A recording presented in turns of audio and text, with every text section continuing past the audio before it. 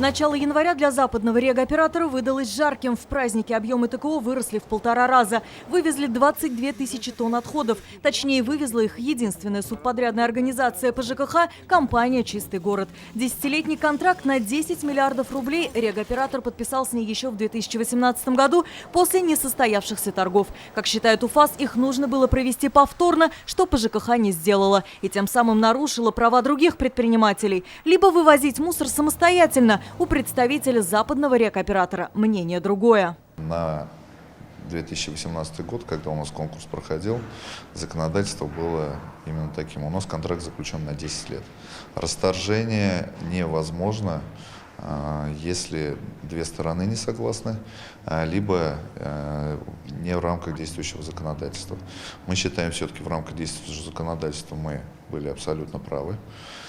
И, соответственно, причин для расторжения в 2019 году не было. Еще раз повторюсь, то, что закон обратной силы все-таки не имеет. То, что 3 года назад явного нарушения антимонопольного законодательства не было, признает и УФАС. Тогда понятие «самостоятельный вывоз ТКО» в законе никак не уточнялось. Поправку внесли в 2019-м. Через год внесли поправку конкретно уточняющую, что под самостоятельным вывозом подразумевается собственными силами путем аренды техники и так далее, и так далее, и так далее. То есть то, о чем мы говорим. Эта поправка пришла.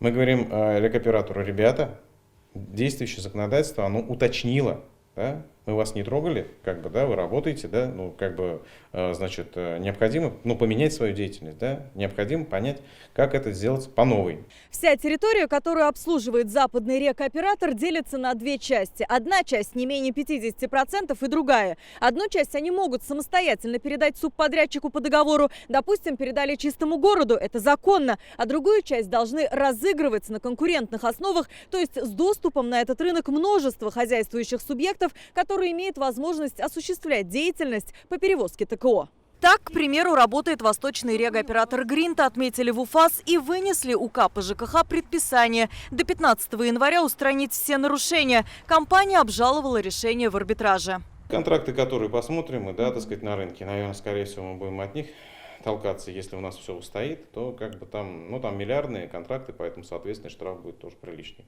Наша задача сделать так, чтобы на территории республики соблюдались требования законодательства, и люди были довольны, как оказывается услуга по обращению с ТКО. Сейчас дело рассматривается в арбитражном суде. Первое слушание состоится 26 января. Обжаловать решение суда дальше представители по ЖКХ не собираются. Алия Хайрудинова, Рамзиль Гарипов, Игорь Романов, ТНВ, Казань. Закажи рекламу на ТНВ. Телефон в Казани 5 705 100.